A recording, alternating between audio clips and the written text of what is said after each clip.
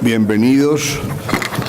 Este es el quinto debate de la serie Europa a debate que iniciamos en el primer semestre del año 2010, que fue el semestre de la presidencia española y que a partir de entonces ha acompañado uno de estos debates cada uno de los semestres de cada una de las presidencias que han ido sucesivamente ocupando distintos países.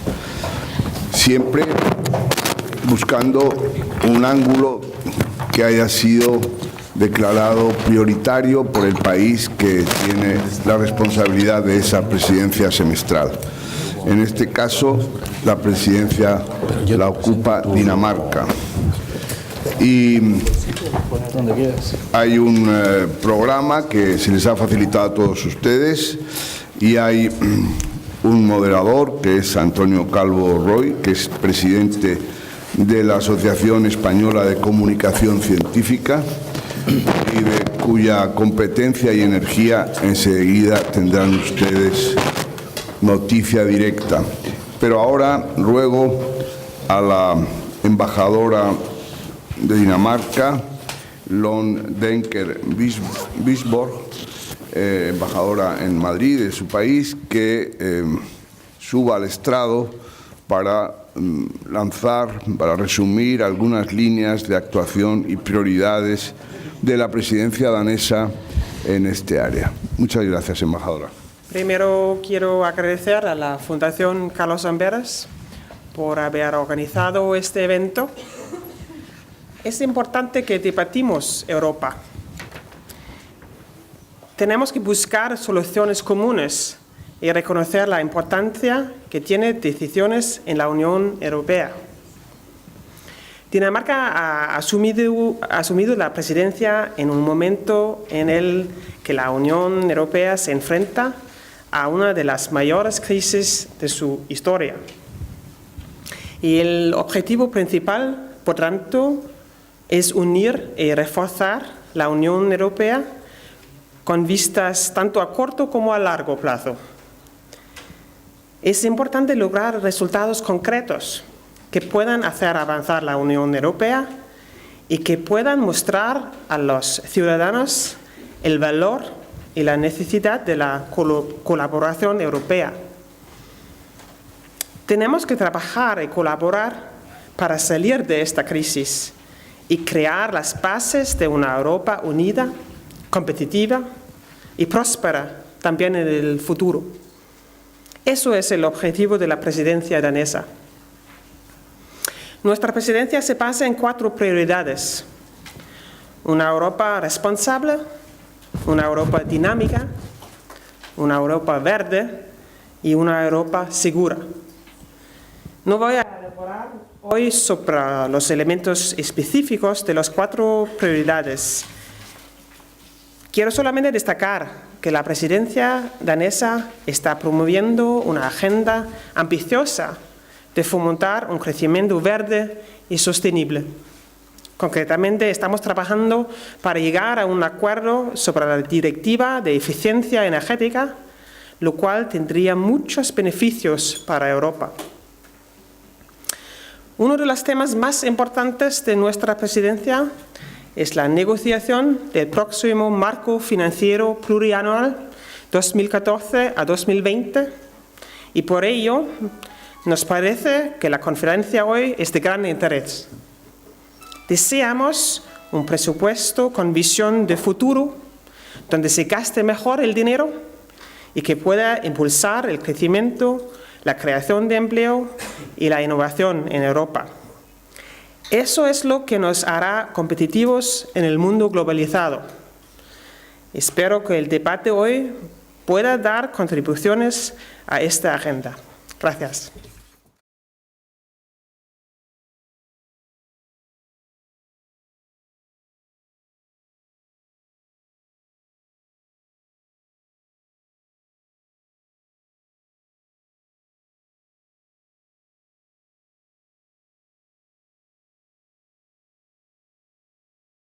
Gracias y buenos días también a los que nos están siguiendo por streaming. Vamos a hablar de si efectivamente en las cuestiones de ciencia Europa es la solución. Esta primera mesa versará sobre los presupuestos y la innovación, los presupuestos 2014-2020, y hablaremos en segundo lugar, en la segunda mesa, sobre la inversión en I+D, la ciencia como motor de la economía.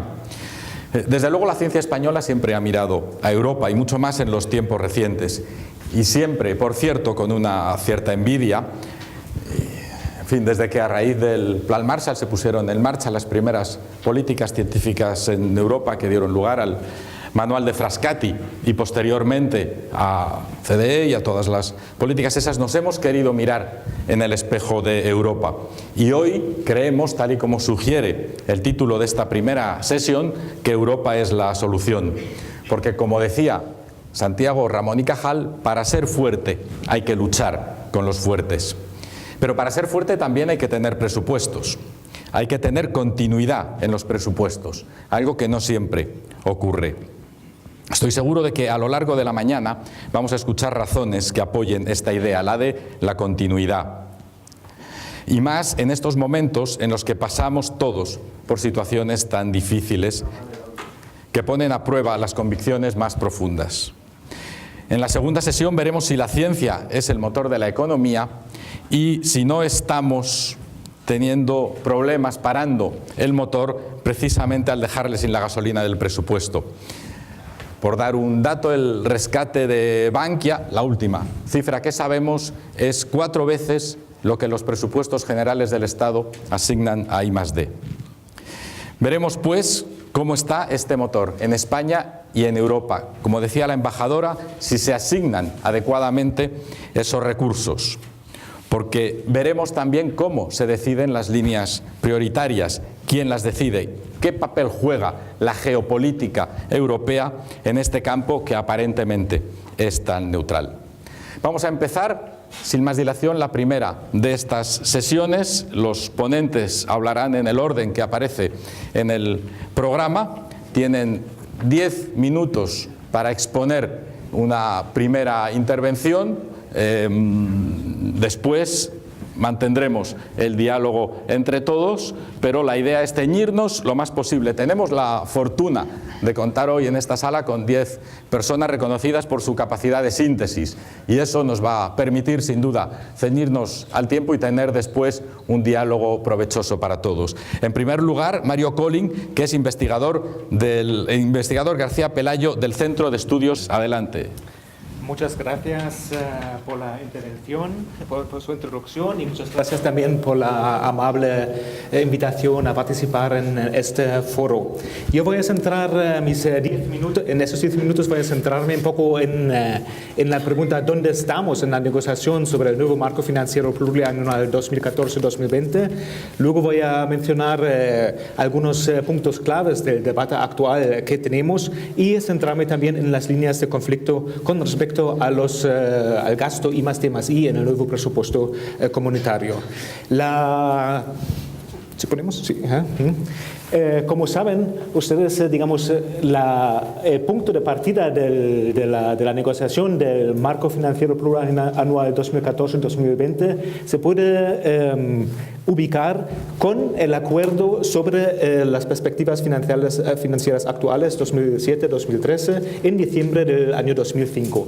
El acuerdo tenía un punto que indicaba que se debería realizar un debate sobre todo el gasto y la financiación que se realizan a través del presupuesto comunitario durante los próximos años, y este debate público tuvo lugar entre el año 2007 y 2009. También había una participación muy alta por parte de la sociedad civil, también por los gobiernos a nivel nacional, también a nivel regional, las ciudades, pero también otros grupos de interés participaron en este este debate, y el futuro programa Horizonte 2020 o las ideas de la comisión sobre el futuro programa Horizonte 2020 recibieron más de 2.000 contribuciones. También había un trabajo importante de las presidencias anteriores a la presidencia de Dinamarca actual, la presidencia de Suecia, España, Bélgica y Hungría, trabajaban ya de manera muy activa en el desarrollo del nuevo programa, del nuevo presupuesto que entra en vigor a partir del 2014 y específicamente también en la preparación de la estrategia 2020, que se puede entender como el programa político que requiere el presupuesto para que se puedan conseguir los objetivos que se especifican en esta estrategia 2020. Después de que la Comisión ha elaborado su propuesta y la ha publicado en junio de 2011, se restringía un poco el ámbito o el número de los participantes que podían intervenir en el debate y en la negociación del futuro presupuesto al grupo de trabajo Amigos de la Presidencia y al Coreper. Luego, durante la presidencia de Polonia había un intercambio entre los representantes de los estados nacionales para incrementar un poco el entendimiento de la propuesta de la Comisión. Y con la presidencia de Dinamarca empezaban, digamos, las negociaciones un poco duras, las negociaciones ya más sobre porcentajes del nuevo presupuesto comunitario. Y la presidencia de Dinamarca presentó en marzo de este semestre su primer negotiation box. Ese es un documento del trabajo con los diferentes rúbricas del presupuesto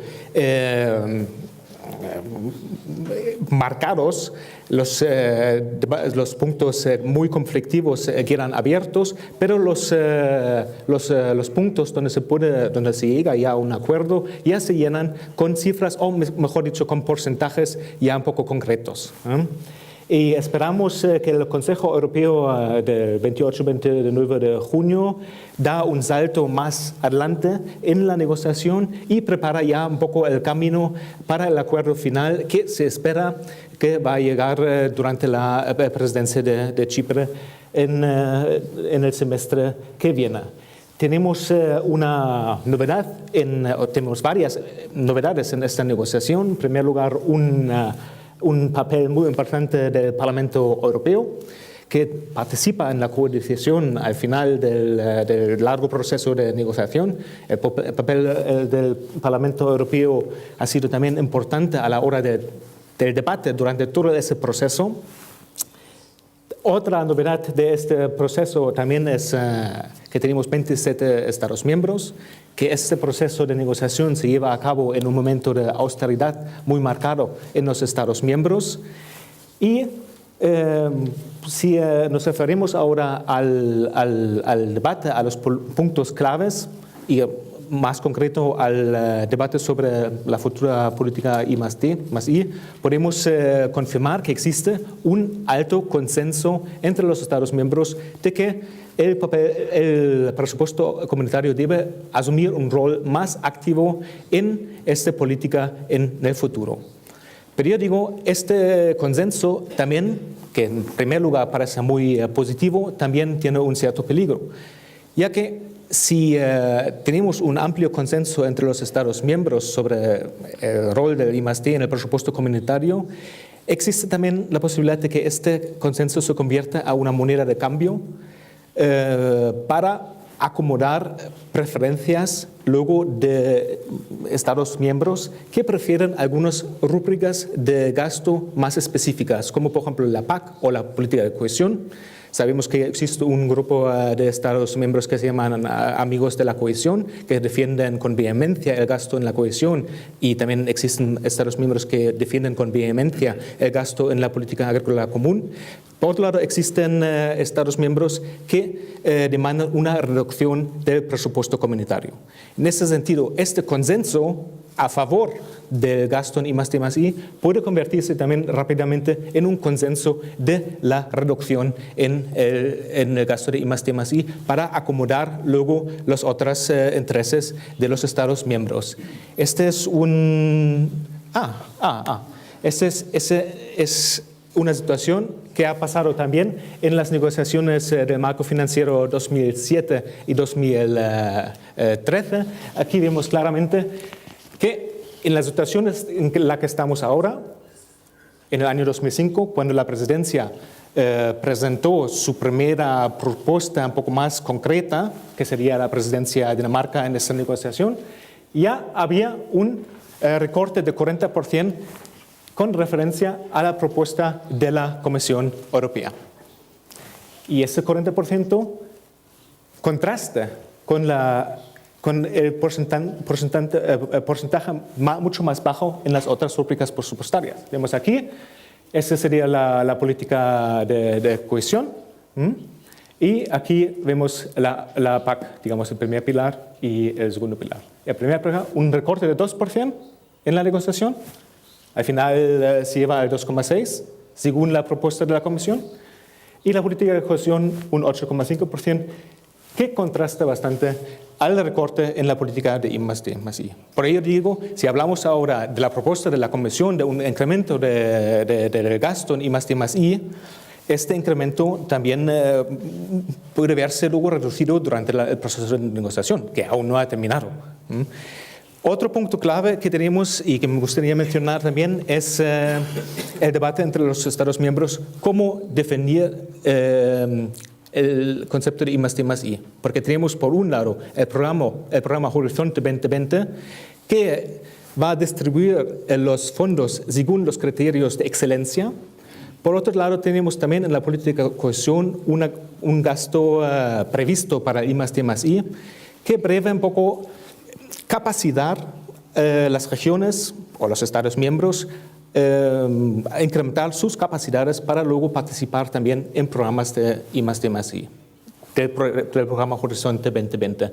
Y esa es la posición de España. España, también en la negociación anterior, ha mencionado que existe una brecha tecnológica entre los Estados miembros de la Unión Europea, y para reducir esta brecha tecnológica que existe, por ejemplo, entre Alemania, que tiene una participación en el séptimo programa marca de 18%, y España tiene una participación del 7%, que se reduzca esta brecha, que se aumenta más la capacidad de países que aún no tienen esta capacidad de generar este margen de innovación. Y para ello también se requieren fondos específicos que no se distribuyen según criterios de excelencia, sino según criterios de innovación, de nivel de innovación, digamos. Tengo... No, Un minuto. Un minuto, Ajá. Bien. Bien, entonces también me gustaría decir que no solo el programa Horizonte 2020, que es el futuro programa de innovación, contiene, como ya he mencionado, dinero para incrementar la innovación en la Unión Europea, sino también tenemos recursos previstos en la política de cohesión y también en la política agrícola común, que pueden servir luego conseguir este objetivo de convertir ideas en crecimiento económico y convertir ideas también en puestos de trabajo. Con esto paso al siguiente ponente. Pues muchísimas gracias, Mario Olin, sobre todo por la claridad, por el interés del expuesto y por ceñirse al tiempo de una manera tan extraordinaria. A continuación, Stefan Ledner, que es director de presupuestos para recursos propios y programación financiera en la Comisión Europea. Adelante cuando quiera. Muchas gracias. Bien, gracias por esta amable invitación. Es un gran privilegio el participar en este encuentro y presentar ante ustedes el punto de vista de la Comisión. Gracias a los embajadores que han tenido a bien organizar este debate, y lo dicho por la señora embajadora, desde nuestro punto de vista es vital que Europa haga un debate sobre este tema. Es fundamental en este momento difícil desde el punto de vista económico que estamos ahora atravesando. ¿Cuáles podrían ser las respuestas? ¿Cuáles podrían ser las medidas que tenemos que tomar ahora para reaccionar ante circunstancias económicas tan difíciles. Lo que me gustaría hacer ahora es la primera parte de mi presentación. Voy a intentar mostrar cómo el tema que nos ocupa hoy día, el marco plurianual de la Unión Europea, puede ser parte de la solución si se negocia adecuadamente y si nos ponemos adecuadamente de acuerdo. Y voy a enfatizar algunos elementos que ya se han mencionado, que ya se han sugerido en la presentación inicial. Ciertamente también en las siguientes presentaciones entrarán más en detalle sobre el tema. Quiero presentar que estamos analizando hoy día un tema importante, el tema del que se debe hablar desde el punto de vista de la Comisión. El presupuesto europeo puede ser un elemento constructor de la solución, aunque tal vez no sea una solución general para todos. El reto ante el cual nos encontramos, no es un reto, ha sido un choque económico grave. Algunos dicen que es el peor choque económico, el peor conflicto económico que han tenido que soportar las economías europeas después de la Segunda Guerra Mundial. Pero esto no debe hacernos pasar por alto que incluso antes del choque, en nuestra preparación de los paquetes financieros, ya se había mencionado, los científicos lo habían dicho, los economistas lo habían dicho, Europa se estaba quedando atrás, Europa estaba perdiendo competitividad en muchos sectores clave, ya estaba perdiendo competitividad antes de este choque. Necesitamos soluciones estructurales para el futuro y sabemos que no hay atajos, que realmente no hay soluciones mágicas, rápidas, que puedan volvernos al nivel en que estábamos antes de la crisis. Es decir, lo importante es restablecer la confianza, puestos de trabajo, y tenemos que poner manos a la obra. En los últimos años hemos tenido programas en cuanto a esa red de seguridad de algunos tipos que ya tenemos disponibles. Se ha reforzado el sistema financiero bancario. Nos damos cuenta de que no en forma suficiente se ha mejorado la gobernanza económica. Ha habido un referéndum importante ayer en Irlanda que espero tenga un resultado importante. Y nosotros hemos hecho grandes progresos en la configuración, en la consolidación fiscal, elementos importantes, y esto queda todavía mucho por hacer. Necesitamos ahora pasar a acciones duraderas en cuanto a crecimiento y creación de puestos de trabajo. El debate en Europa ha evolucionado a lo largo de las últimas semanas. Ha habido un gran énfasis en cuanto a crecimiento y puestos de trabajo.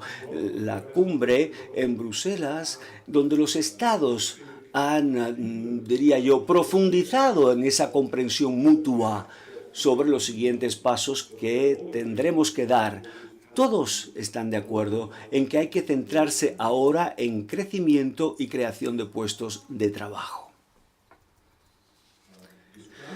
La estrategia básicamente está ahí y ha estado sobre la mesa desde hace un par de años ya.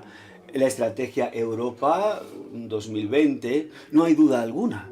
El futuro para una Europa exitosa está ya en una base económica, en conocimiento, en innovación, en investigación e innovación, que son vitales, y tenemos que tener suficientes recursos, un enfoque verde, un enfoque de alto nivel de empleo con una cohesión social y territorial, palabras claves de lo que sería un crecimiento inclusivo, duradero, sostenible.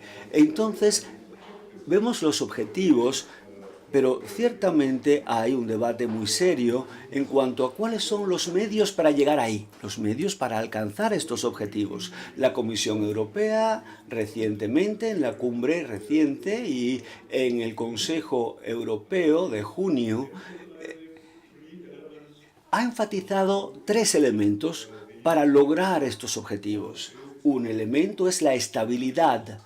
Esto es no, nada que se preste a controversia. Tenemos que enfatizar una consolidación inteligente en presupuestos nacionales que tienen que ser consolidados. Tendrá que haber una consolidación que restablezca la confianza, pero que mantenga las inversiones. Es vital ser selectivo en esa consolidación y mantener las inversiones en la medida de lo posible. Tenemos prueba clara que muestra que en los años recientes los países a quienes le ha ido mejor, que han mantenido una alta tasa de inversiones en investigación e innovación durante la crisis, son estos países a quienes mejor les ha ido. Por eso hay que decir que la consolidación, aunque inevitable, tiene que ser inteligente. En cuanto a investigación e innovación, es importante una inversión cíclica. En segundo lugar, tenemos que continuar las reformas estructurales a nivel nacional, pero también a nivel de mercado único, con potenciales importantes que no se han utilizado completamente y, por supuesto, servicios, redes que tienen que reforzarse. En los años recientes hemos descubierto súbitamente a nivel europeo que podíamos hacer mucho más en términos de energía y electricidad con unas redes fronterizas. En esto se invierte, hay un gran potencial, y esto también en cuanto a los países vecinos. El tema digital es algo que no se puede poner en tela de juicio. Hablamos de la patente de la Unión Europea, muy importante para el crecimiento europeo, y saben ustedes por qué lo estoy mencionando aquí. El crecimiento con el enfoque verde, la protección del medio ambiente, el respeto. Alemania, por ejemplo, ha disminuido, y estamos hablando de que se pasa ahora a 20.000 megavatios, sigue creciendo el enfoque, se utiliza energía solar, sabemos, y en España soleada se sabe lo importante que es el utilizar fuentes de energía eléctrica que sean capaces de proteger el medio ambiente. También es muy importante lo que llamamos spin-offs, lo que sale de las universidades. Es muy importante, donde exista esto, Europa tendrá que ser la primera en beneficiarse de ello. Este es el potencial de las reformas estructurales dentro de la Unión Europea, que abren nuevos potenciales. Y en tercer lugar, me gustaría decir que si estos dos primeros componentes se ponen a funcionar, necesitaríamos un tercero, que se trata de una inversión y un crecimiento orientado a un objetivo. Estamos hablando de presupuestos orientados al crecimiento. Se ha hecho ya una serie de propuestas para el 2013 y propuestas en cuanto al marco financiero que viene, y estamos presentando esto ahora ante todos ustedes. No solamente es el presupuesto actual, real, se trata, por lo tanto, de tener un mayor efecto multiplicador, un apalancamiento, utilizando el Banco Europeo de Inversiones, bonos cuando sea necesario para proyectos, y una propuesta importante de la Unión Europea en este contexto es lo que sería una tasa o impuestos cuando hay transacciones financieras. Quiero presentar el contexto, y ahora el presupuesto de la Unión Europea es una parte pequeña de la solución, pero no es insignificante. Representa un 1% de lo que serían los ingresos nacionales brutos, y esto, por lo tanto, vamos a hablar ahora, lo vemos aquí. Quizás no lo podemos ver, pero en la parte de la derecha abajo es el presupuesto de la Unión Europea comparado con los gastos públicos por países. Sí, es fácil pasarlo por alto. El presupuesto de la Unión Europea es pequeñito, es más pequeño que lo que la mayor parte de los países pagan simplemente por razones de intereses en sus gastos públicos nacionales, que es lo que aparece en rojo. Realmente, por supuesto, puede esto no ser la solución universal, pero sí puede contribuir, porque el presupuesto de la Unión Europea tiene un énfasis específico en algunas áreas de gastos, lo vemos aquí, en la cohesión, pero lo que estamos debatiendo ahora es investigación e innovación, que aparece incluido en el área de gastos en aras de la competitividad, que representa hasta ahora solo un 10% del presupuesto de la Unión Europea. El orador que me ha precedido ya ha enfatizado esto y le preocupa mucho a él también estas posibilidades que tiene el presupuesto de investigación en estas negociaciones. Hace 7 años la Comisión hubo de proponer algo y ha habido recortes en este área. Eso es cierto. Sin embargo, debemos decir que antes tenemos que mirar a un horizonte a más largo tiempo. Vemos cómo cambian las estructuras de los gastos. Las estructuras presupuestarias cambian lentamente, pero están cambiando. Tenemos aquí 25 años como horizonte temporal, del 88 hasta el 2013.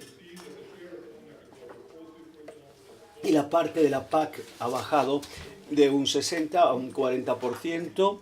La de coherencia ha aumentado. Esto va vinculado, por supuesto, a que España y Portugal entraron en el 86, por eso hubo gastos en aras de la cohesión que se hicieron muy importantes en el seno de la Unión Europea. Pero un área que crece muy rápidamente es lo que llamamos otras políticas, que incluyen los gastos de investigación.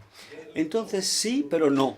El presupuesto de la Unión Europea cambia, pero cambia lentamente, demasiado lentamente para algunos, pero está cambiando. Y ciertamente nuestro énfasis hoy día es el alentar en estas negociaciones para que siga cambiando. Esto, de hecho, es el elemento clave y el mensaje de nuestra propuesta para el periodo 2014 hasta el 2020. Nosotros, por tanto, continuamos cambiando el presupuesto de la Unión Europea hacia un crecimiento inteligente, duradero o sostenible y que sea inclusivo. El elemento estratégico, la idea, está clara aquí. Nosotros hemos propuesto para el marco global de trabajo el que sea estable en términos reales, estamos hablando para el 2013, estable en términos reales significa que solo el 2% de inflación se permite año tras año. Pensamos que es el precio necesario que habrá que pagar para respetar este rigor presupuestario en toda la Unión Europea, estabilidad en términos reales en este marco global.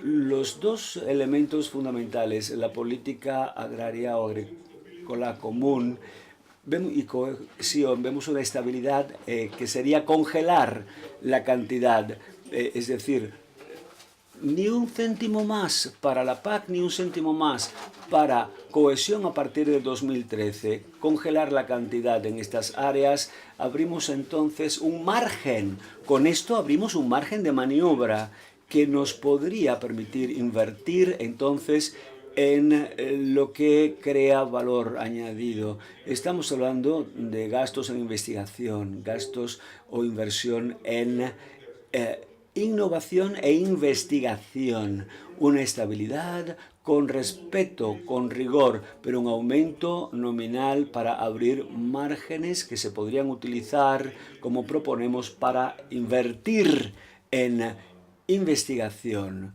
en innovación.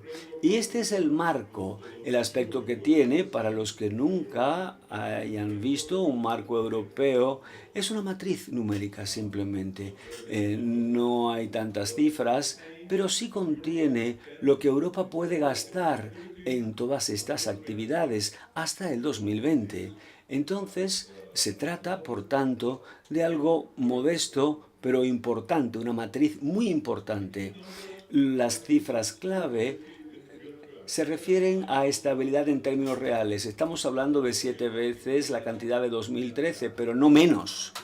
Esto representaría, grosso modo, 1,05% del ingreso nacional bruto. Estamos hablando de cifras de hace un año. Estas cifras van a evolucionar un tanto a medida que la economía evolucione. Simplemente quiero mostrar aquí lo que sería el pico del presupuesto europeo. Lo vemos aquí. Tuvimos el mayor valor a principios de los 90, llegó a un 1,2% de este producto. Ahora estamos en el 1% y creo que esto va a bajar aún más. Lo vemos aquí. Es algo realista.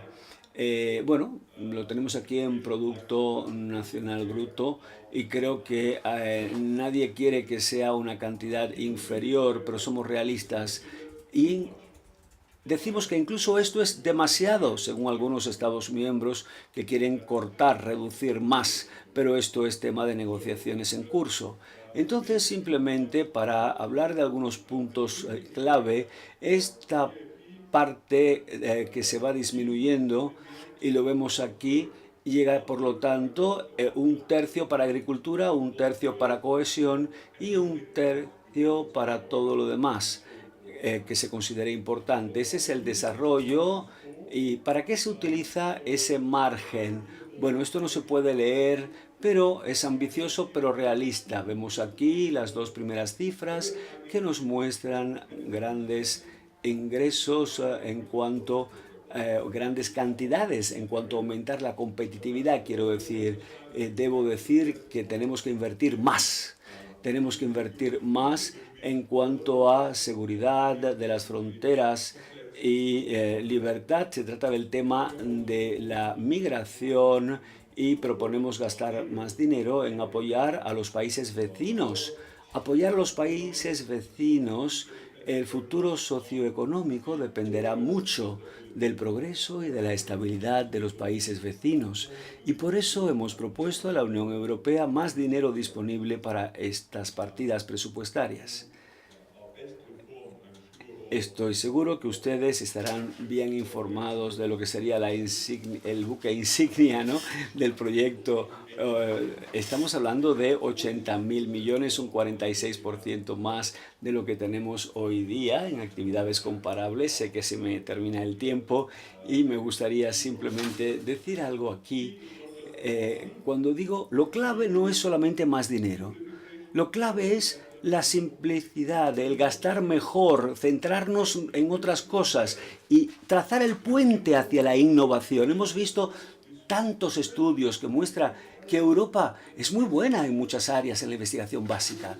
Lo es. Europa siempre lucha a la hora de convertir esta investigación en productos y en aumentar productividad. Llevar la investigación, convertirlo en innovación, investigación que sea luego innovación y puestos de trabajo.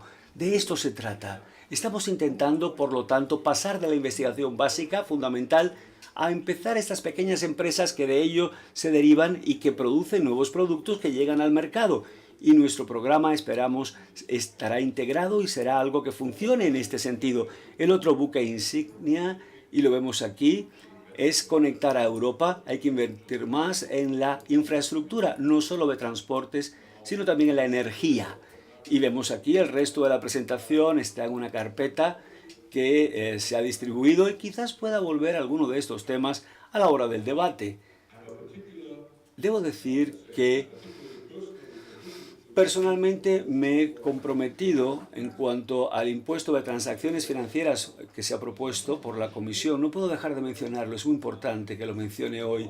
Y es el elemento que trae nuevos ingresos, nuevo dinero fresco. Todo lo demás es reorganizar cosas, pero esto tiene nuevos márgenes, trae márgenes de maniobra nuevos. Y por eso creo que habrá que hablar de ese impuesto de las transacciones financieras y debatirlo. Bien, pues también tenemos debates en Europa y habrá preguntas sobre el tema. ¿Dónde estamos en las negociaciones? Estoy seguro que los oradores hablarán más sobre el tema, sobre dónde nos encontramos. Desde el punto de vista de la Comisión, lo bueno es que estamos exactamente donde esperábamos estar en este momento. Ahí nos encontramos con un trabajo excelente de las presidencias, pero en particular de la danesa, un trabajo excelente gracias al cual tenemos una buena comprensión sobre qué estamos negociando, una buena comprensión sobre la posición nacional. Desafortunadamente, las posiciones nacionales no se han puesto de acuerdo. Para estar claro, no se han puesto de acuerdo sobre nada, no hay ni siquiera un punto, excepto lo único es que nos hemos puesto de acuerdo en que será a lo largo de 7 años, pero ni un aspecto de la negociación por el momento ha sido acordado. Esta es la parte, digamos, desafortunada. Queda mucho trabajo por hacer, mucho por delante. El Parlamento Europeo, que ya se ha mencionado, tendrá que, por lo tanto, aprobarlo, firmar y Debemos decir que el trabajo de la presidencia es un arduo trabajo y que no será fácil. Por supuesto, se trata de una negociación, de un paquete de medidas que puedan ser complejas, pero que dan esperanza de éxito, porque cuando se va a negociar un paquete, todo el mundo puede tener éxito a la hora de que se apruebe 1 o 2 puntos y puede ceder en los otros. Esa es la esperanza, si no, no nos pondríamos de acuerdo. Y esta es mi conclusión, es lo último que quiero decir. Y lanzo siempre esta idea. Y creo que los gobiernos nacionales, a fin de cuentas, tendrán que decidir en 1 o 2 prioridades, no más, 1 o 2 prioridades por gobierno nacional. Y es vital cuáles serán esas 2 prioridades por gobierno nacional. He presentado toda la gama de elementos a negociar y sabemos todos que ciertamente los gobiernos tendrán que ponderar lo que les interesa a corto plazo y ver qué les interesa a más largo plazo, el retorno neto, el interés, lo que van a invertir en el futuro. Y todo el mundo tendrá que tomar su propia posición nacional. A fin de cuentas, el resultado de la negociación dependerá de la posición definitiva tomada por los gobiernos nacionales y, por supuesto, el Parlamento Europeo. A fin de cuentas, está en las manos de ustedes, en las manos de los gobiernos de los países miembros, y que se pueda negociar al final. Y tendremos, por lo tanto, que llegar a acuerdos a finales de este año. Esto es lo que nos ha ordenado el Consejo, y para la primavera pues tenemos también que gestionar otra crisis en las manos, y esto es lo que queremos hacer. Gracias por vuestra atención. Tenemos que terminar este trabajo. Muchas gracias, Stefan Lerner, por sus interesantes palabras, y a continuación tiene la palabra Peder Lundquist, no estoy seguro de haberlo pronunciado bien, la verdad, pero él sabe a quién me refiero, es secretario permanente adjunto del Ministerio de Finanzas de Dinamarca. Adelante, por favor. Muchas gracias por la presentación y gracias por invitarme a estar hoy aquí. Es una de las cosas buenas de mi trabajo, el hecho de que de vez en cuando puedo venir a sitios como Madrid y dejar mi despacho. Así que gracias. He traído unas cuantas diapositivas. Voy a ir directamente a hablar del presupuesto y de cómo optimizar la asignación del presupuesto que tenemos para tener el mayor impacto en el crecimiento y en la creación de puestos de trabajo. Así que espero que me permitan que me centre en esos aspectos tan concretos y después, bueno, pues intentaré provocar algunas preguntas para que el debate sea animado. Primero, tanto Mario como Stefan han mencionado varias veces que el punto de partida es probablemente el más difícil que hayamos tenido en este tipo de negociaciones. Hay una necesidad crucial de consolidación fiscal, problemas estructurales en nuestras economías, competencia cada vez mayor de los mercados emergentes y problemas demográficos. Cada vez vivimos más sanos, lo cual es bueno, pero para las finanzas públicas es algo negativo, desgraciadamente. Por eso es necesario que mejoremos nuestro trabajo, que trabajemos más y que seamos más eficientes, porque si no seremos cada vez más pobres con respecto al resto del mundo. ¿Y cómo puede ayudar el presupuesto europeo a conseguir estos objetivos? Bueno, yo diría que la mejor manera en que nos puede ayudar el presupuesto europeo a crear más bienestar y puestos de trabajo en Europa es redesplegando los fondos, quitándolos de lugares donde hay menos creación de puestos de trabajo y menos productividad y pasando esos fondos a lugares o a partidas de mayor productividad. Yo diría que I+D, investigación y desarrollo, es donde más podemos conseguir aumentar la productividad en la sociedad y por eso debemos concentrarnos ahí en el presupuesto si queremos conseguir los objetivos de la Agenda 2020 de la Unión Europea y también para hacer frente a los retos que mencioné antes. Les doy aquí algunos ejemplos del reto al que nos enfrentamos. Esto es I+D, pública y privada, en total. Y para demostrar la magnitud del problema he puesto aquí algunas cifras. En Dinamarca nos gusta compararnos con Corea del Sur, Estados Unidos y Japón. Y sobre todo Estados Unidos y Japón vemos que están muy por delante de la Unión Europea. En total estamos bastante rezagados, bastante de Corea del Sur con respecto a Japón, un poquito rezagados con respecto a Estados Unidos. En finanzas públicas estamos más o menos ahí, igual, pero el problema es que ahora se está empezando a ingresar menos en la Unión Europea. Y por otra parte, vemos que hay muchas diferencias entre unos Estados miembros y otros de la Unión Europea. Estos son los que mejor lo hacen y estos son los que peor lo hacen. Los que más invierten en I+D son los finlandeses y los que menos invierten no voy a mencionar quiénes son, porque sería una falta de educación.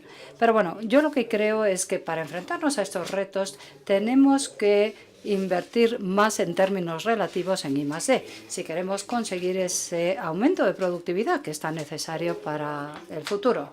Por lo tanto, yo diría que lo que hay que hacer es dirigir el dinero, dirigir los fondos a la investigación y el desarrollo y también intentar adoptar medidas que promuevan el crecimiento.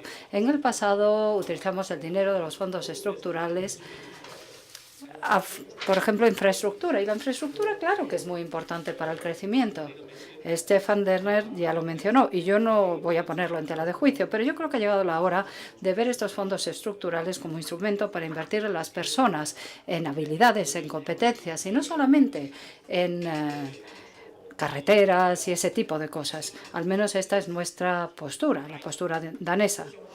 Y para mostrar algunas cifras que demuestran lo que intento decir, bueno, me da vergüenza decir que esto lo he tomado prestado de una presentación que hizo el presidente Barroso al Consejo Europeo hace un año. Vemos aquí la creación de puestos de trabajo en diferentes sectores entre el año 95 y 2010. 23 millones de puestos de trabajo han sido creados durante este periodo. El total lo vemos aquí. Y lo importante de todo esto es que es importante invertir, si queremos invertir, en donde hay puestos de trabajo, no habría que invertir en agricultura ni tampoco en agricultura y en construcción tampoco. En negocios, servicios financieros, bueno, también. Y podrían hablar de qué es más importante y qué es menos importante, pero lo cierto es que las áreas donde más puestos de trabajo se crean son estas que tenemos aquí y no estas otras. Pero desgraciadamente gran parte del presupuesto europeo lo estamos invirtiendo en estas áreas donde no hay impacto a nivel de puestos de trabajo o muy poco impacto. Y ese es un problema fundamental. Los presupuestos comunitarios funcionan de tal manera que no se puede hacer una revolución, sino solamente pequeños cambios y, por lo tanto, evolución. No se pueden recortar los fondos estructurales y donde se invierten de forma drástica de la noche a la mañana, pero tenemos que ir cambiando. Y yo diría que hasta ahora hemos cambiado en la dirección incorrecta, pero de cara al futuro tenemos que hacerlo correctamente. Yo creo por ello que debemos poner el turbo, invertir más en estas áreas, asegurándonos de que hacemos un mayor esfuerzo donde más puestos de trabajo se pueden crear. Y esto es importante, porque yo creo que debemos hablar de presupuestos para crear puestos de trabajo. Y esta es mi última diapositiva. ¿Cómo debemos asignar los fondos en un presupuesto europeo? Bueno, pues el dilema suele presentarse entre la excelencia, la libre competencia, competencia muy dura por un lado, y por el otro lado la necesidad de ofrecer ciertas garantías a los Estados miembros de que van a llevarse cierta parte o cuota del presupuesto. Es fácil para mí decir que deberíamos fomentar sobre todo la competencia, porque, bueno, cuando hablamos de la agricultura no hay tanta competencia, pero por otra parte yo creo que la excelencia es el mejor criterio para asignar fondos si queremos tener un máximo impacto, porque excelencia, cuando la excelencia se hace bien, significa que gane el mejor proyecto. Pero luego el problema que surge es cómo se puede utilizar la excelencia. Bueno, pues estableciendo una serie de criterios ex ante sobre qué es lo que se pretende conseguir con el dinero que se invierte y qué es lo que se quiere hacer para conseguir financiación. En ese sentido hay que ser muy transparentes. Y hay otro elemento del que hemos hablado varias veces y es la cofinanciación en algunos fondos estructurales. Bueno, yo diría que la cofinanciación es algo difícil para los receptores de los fondos, pero por otra parte es la única manera de garantizar una responsabilidad local del proyecto y el mejor control de calidad que se puede conseguir, ya que los que reciben los fondos estarán dispuestos a poner dinero de su bolsillo en el proyecto, y si no tienen que invertir y poner dinero suyo sobre la mesa, entonces eso podría dar lugar a algunos problemas. Puede haber proyectos buenos cuando no hay proyectos buenos que también se podrían financiar en estados donde no hay fondos, ¿no? No pretendo decir que haya que cortarlos todos, pero bueno, la cofinanciación yo creo que es algo muy bueno. Y esto me lleva a mi conclusión general, que me devuelve al punto de partida. Yo creo que es necesario un proceso de consulta pública y enfrentarnos a los retos demográficos y a los otros que he mencionado antes. Y lo que tenemos que hacer es gastar mejor y no más. Y si encontramos la fórmula que nos lleve a gastar mejor y no más, yo creo que habremos encontrado la solución, viendo qué podemos hacer aquí o allá. Hay algunos que esperan poder gastar más, otros menos, pero yo creo que lo que tenemos que hacer es llegar a un status quo que nos permita avanzar hacia el futuro. Muchísimas gracias.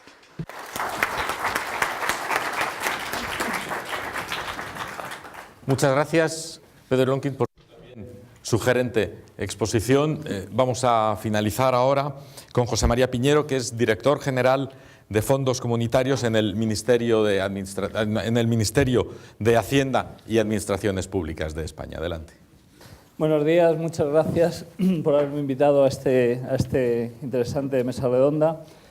Creo que esta mesa es un momento especialmente indicado para ella, porque, como han dicho los ponentes anteriores a mí, estamos en estos momentos discutiendo el marco financiero plurianual del periodo 2014-2020 y creemos que en este contexto es muy interesante que planteemos todos estos temas de cómo estos presupuestos pueden ayudar a la innovación y a esta nueva estrategia de la Europa 2020 basada en el crecimiento, la competitividad y la integración. Pero creo que no. Yo llevo ya más de 20 años trabajando en estos temas de fondos europeos, aunque mi nombramiento como director ha sido muy reciente. Pero creo que debemos empezar hablando un poco de en qué se basa este presupuesto europeo, esta política de cohesión, ¿no? No debemos olvidar el origen de esta política como instrumento de solidaridad, como instrumento por el cual las regiones más ricas de la Unión Europea, por así decirlo, proporcionaban recursos para el desarrollo de las regiones más pobres. Este efecto de solidaridad o de integración a nivel europeo está basado fundamentalmente en tres razones que yo creo que lo fundamentan de una manera importante. El primero, ya lo hemos visto al principio, me parece que ha sido, a pesar de que el presupuesto comunitario es relativamente reducido, del orden del 1% del PIB comunitario, sin embargo puede tener un efecto sobre los países o las regiones menos desarrolladas muy importante. De hecho, está proporcionando recursos a esos países, a esas regiones más desarrolladas, que pueden ser del orden del 4% de su PIB. Y en algunas regiones concretas llega casi hasta el 10% de su PIB. El efecto, como pueden imaginar, que esa concentración de recursos puede tener sobre esas regiones es muy importante. Pero además, esta política de cohesión tiene un efecto muy importante desde el punto de vista de la visibilidad.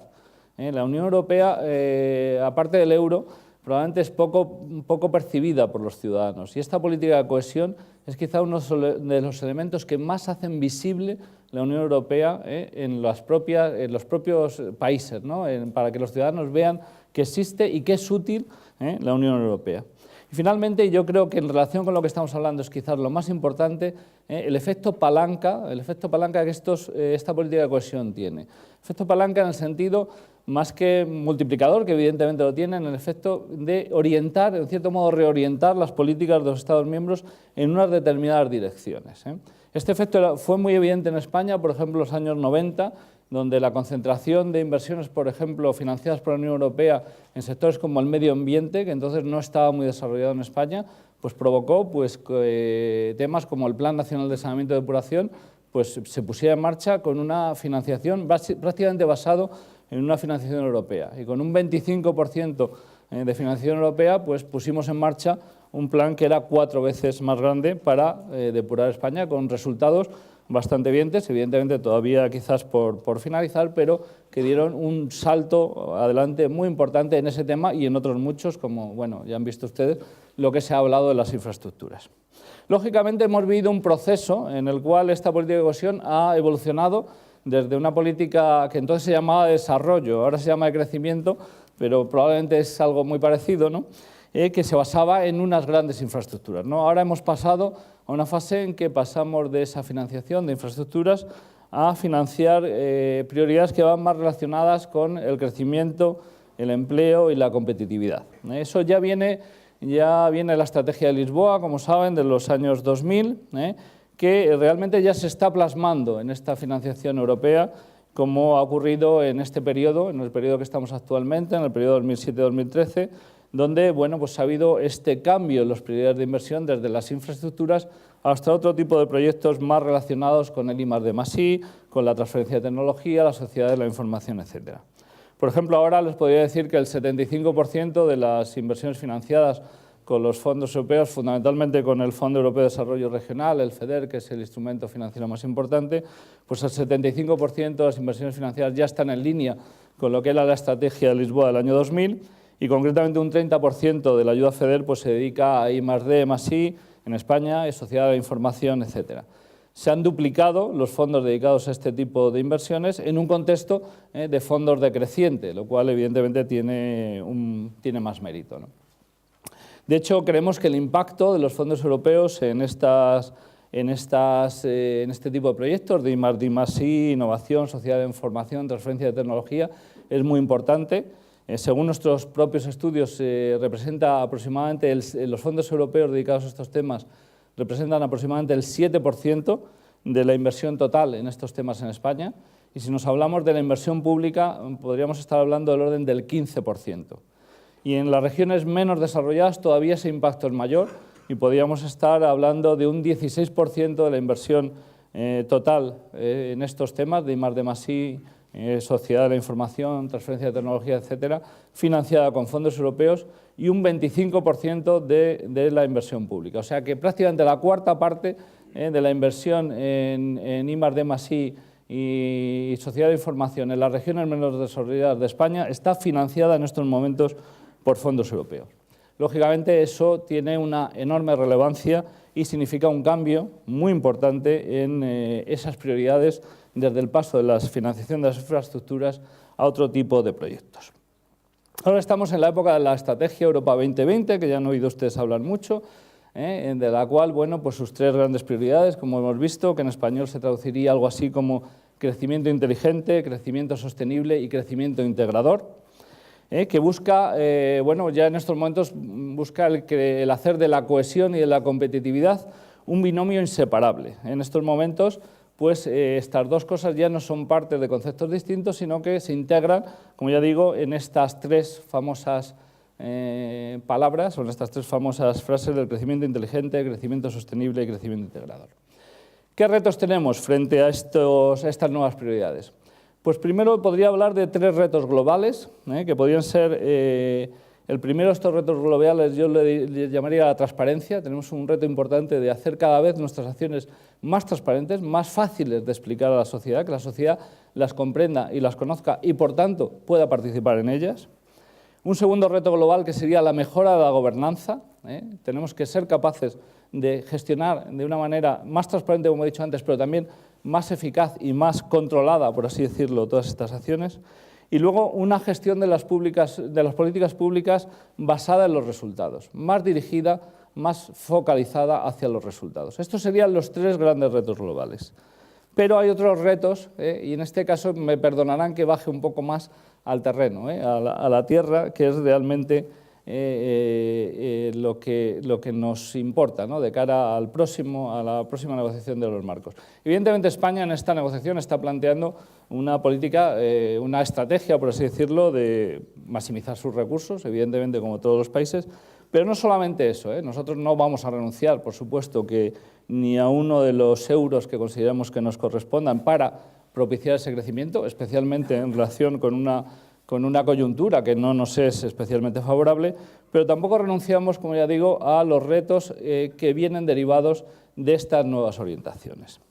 Cuando hablo de retos, lógicamente, debemos estar pensando, es casi una manera eufemística de referirme a problemas, preocupaciones, quebraderos de cabeza, pero cuando se dice la palabra retos, en cierto modo se entiende que esos problemas, esas preocupaciones, etcétera, son superables, ¿no? ¿Cuáles son esos retos que plantea esta nueva política? Pues evidentemente un tipo de proyectos distintos, un tipo de proyectos mucho más pequeños. No estamos hablando, como en el pasado, de financiar un proyecto de 100 millones de euros, sino probablemente más de 100 proyectos de menos de 1 millón de euros. Como comprenderán, eso no tiene nada que ver.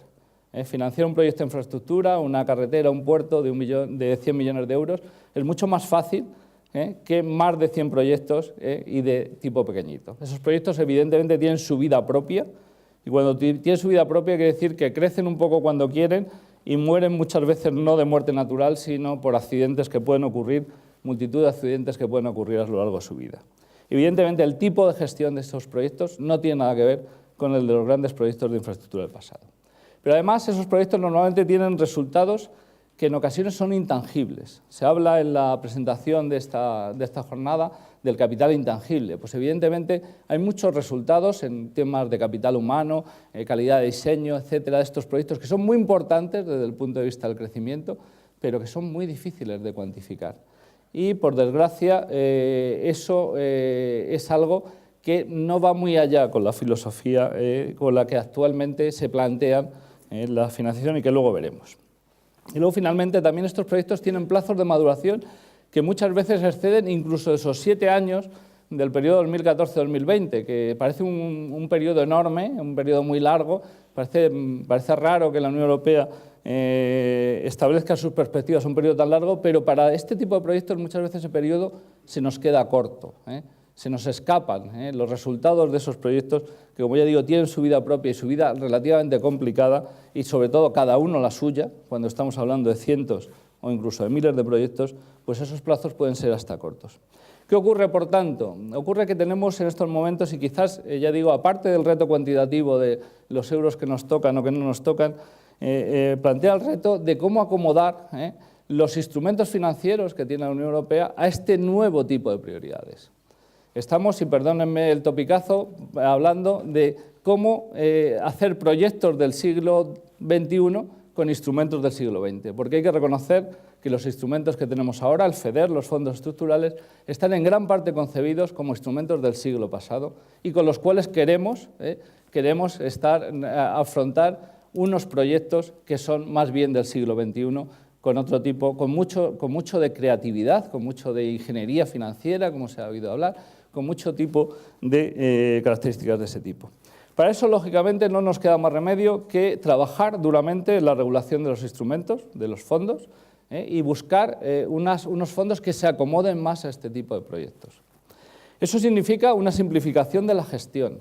En estos momentos, no quiero extenderme mucho porque sería muy largo, pero para que se hagan una idea y de una manera lo más rápidamente posible, tenemos organismos intermedios que tienen sus sistemas de control y verificación de los fondos, tenemos organismos de gestión que tienen también sus sistemas de control, tenemos autoridades de certificación que tienen también sus sistemas de control, tenemos autoridades de inspección que tienen también sus sistemas de control, auditorías externas que tienen también sus sistemas de control y que a su vez son auditadas, no en los proyectos, sino para ver si sus sistemas de auditoría son correspondientes con lo que debe ser. La Comisión, lógicamente, tiene también sus sistemas de control, sus auditorías, el Tribunal de Cuentas. Todo esto es una mezcla, como ya digo, de sistemas de gestión, pero que están a su vez entremezclados con sistemas de control, de verificación y de auditoría.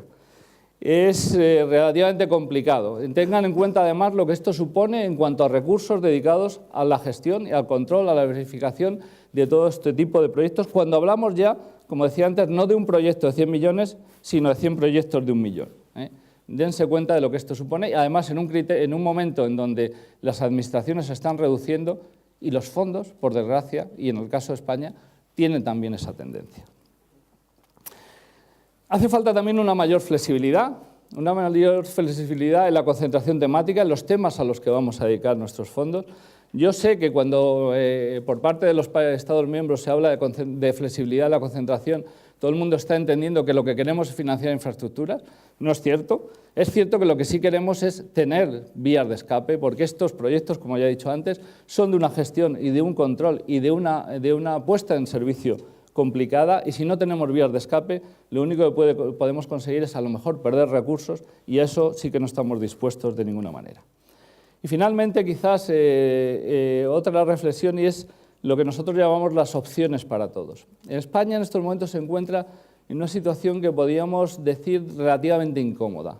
Somos un país que ha alcanzado la convergencia, estamos aproximadamente en el 100% de la media comunitaria, Pero esa convergencia es una convergencia casi nominal. Se debe a que han entrado una serie de países y nosotros estamos en estos momentos más cerca de los países ricos de la Unión Europea, pero esa distancia se ha reducido, pero no mucho. Estamos, por así decirlo, en una situación intermedia. No estamos ni en el grupo de cabeza, ni, por supuesto, en el grupo de cola. Y esa situación intermedia, como ya digo, es relativamente incómoda. Porque cuando se habla aquí, por ejemplo, de excelencia científica, nosotros, lógicamente, no estamos probablemente en condiciones de competir en excelencia científica con los países del grupo de cabeza. Pero tampoco tenemos las facilidades que tiene el grupo de los países de cola, porque lógicamente los países de cola tienen muchísimos más recursos y además muchísima más flexibilidad en la utilización de esos recursos. Con lo cual nuestra situación es relativamente compleja. Por eso cuando nosotros hablamos de opciones para todos, estamos queriendo decir, tendremos que buscar la manera de que no solamente los que tienen excelencia científica, ni los que no tienen nada de excelencia científica puedan competir por este tipo de recursos, sino que los que estamos intermedios podamos tener otros criterios, como el esfuerzo, por ejemplo, el esfuerzo en la innovación, la excelencia tecnológica, la excelencia en la innovación, ese otro tipo de criterios por el cual podamos, como ya digo, acceder a la financiación en las mismas condiciones que los otros medios. Luego, para finalizar, no quiero extenderme más, simplemente decir que estamos completamente en línea con las prioridades de la nueva Estrategia 2020, que es, creemos que el marco financiero plurianual para el próximo periodo puede dar un buen paso en esa línea, pero que tenemos que hacer un importante llamamiento para acompañar esas prioridades y lo que esas prioridades conllevan con una nueva manera de enfocar los instrumentos financieros que vamos a destinar dentro del presupuesto comunitario a la financiación de esas prioridades. Muchas gracias.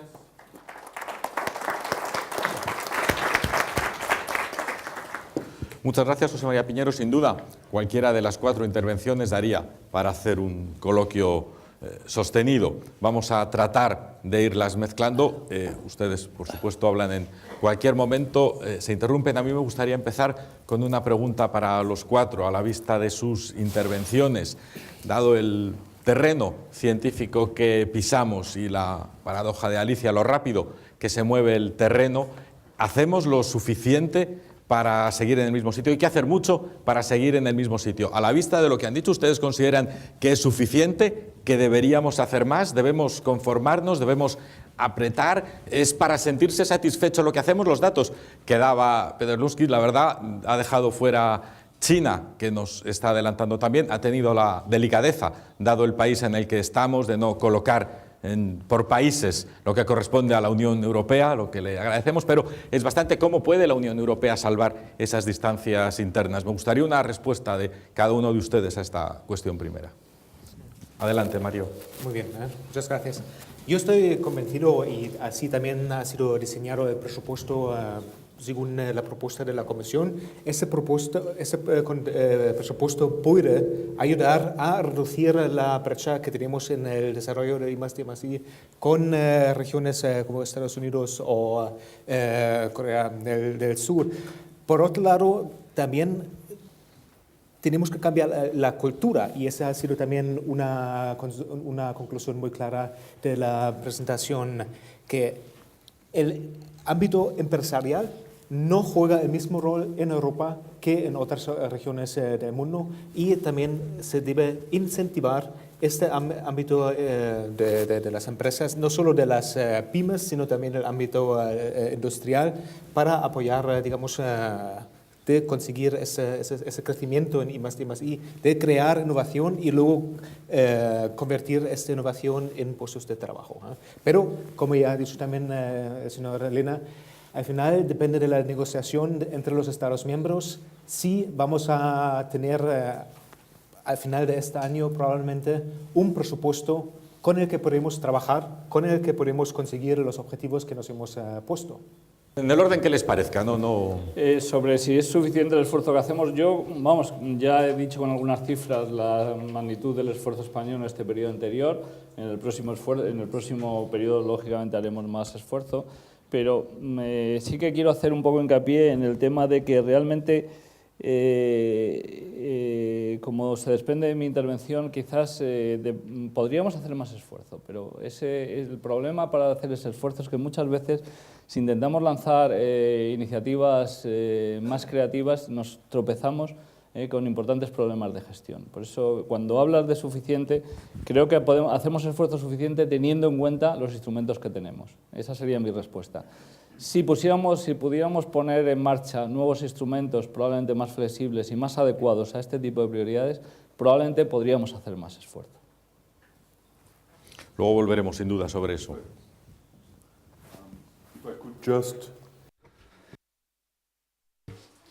Simplemente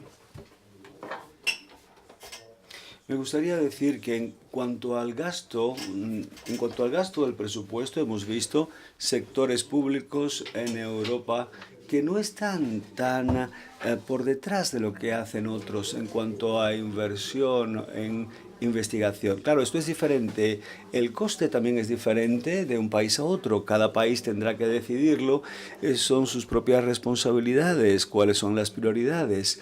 Pero lo que se ha presentado creo que está claro y las indicaciones están claras. Lo que está intentando hacer la Unión Europea es, dada la situación actual de austeridad, de rigor, de consolidación presupuestaria, que es algo que no podemos evitar, esto de Estado miembro a Estado miembro, vamos a preservar las inversiones orientadas al futuro, preservar las inversiones en investigación y desarrollo, en apoyo a las pymes, esfuerzo de educación, porque cuando termine la crisis habrá que ver quién ha salido bien y quién ha salido menos bien de esa crisis. Tiene usted toda la razón, es cierto.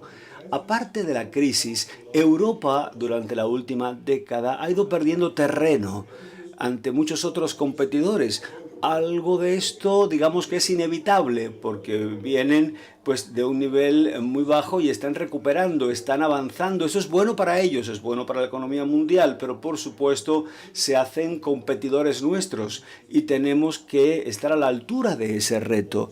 No me gustaría limitar el debate en ese sentido. Somos expertos en cuanto al presupuesto y no quiero hablar solo del gasto público. Me gustaría volver a la diapositiva inicial que mostraba que tiene que haber varios pilares de acción y es muy importante el pilar de las regulaciones. ¿Cómo podemos regular la actividad económica? Siempre se me pregunta, ¿por qué, por ejemplo, se ha empezado a ensamblar determinados ordenadores en California? ¿Qué pasaría? ¿Se podría hacer en Europa? No puedo hablar de toda Europa, pero en mi país, en Alemania, donde vengo, si alguien quiere empezar su trabajo en un garaje ensamblando ordenadores, al cabo de 2 horas se empieza a quejar el vecino del ruido y al cabo de un día pues viene la policía y le cierra la actividad porque no se puede ensamblar ordenadores en un garaje, en una plaza, digamos, de aparcamiento privada. Entonces, si tú te vas, por ejemplo, sales de la universidad, fundas tu empresa, creas productos, Europa pone obstáculos en nuestras sociedades. Tienes que tener el espacio, tienes que tener un permiso para fundar una empresa y tarda un día, tarda una semana, un mes, un año en fundarse una empresa. Creo que en mi país se tarda mucho y entonces ciertamente estamos intentando, por tanto, atraer la atención hacia este hecho. Si queremos movilizar una nueva dinámica europea, el presupuesto puede ayudar. Los presupuestos ayudan, son importantes, pero esto solo es parte de la historia. Necesitamos un concepto global. Esta es mi respuesta. Si ese problema, que es un problema de actitud, luego volvemos con lo anterior, que es un problema de actitud, ¿es regulación lo que puede cambiarlo o hacen falta más cosas? ¿De educación, de sociedad? ¿No es solo regulación o sí? ¿O es un primer paso? No.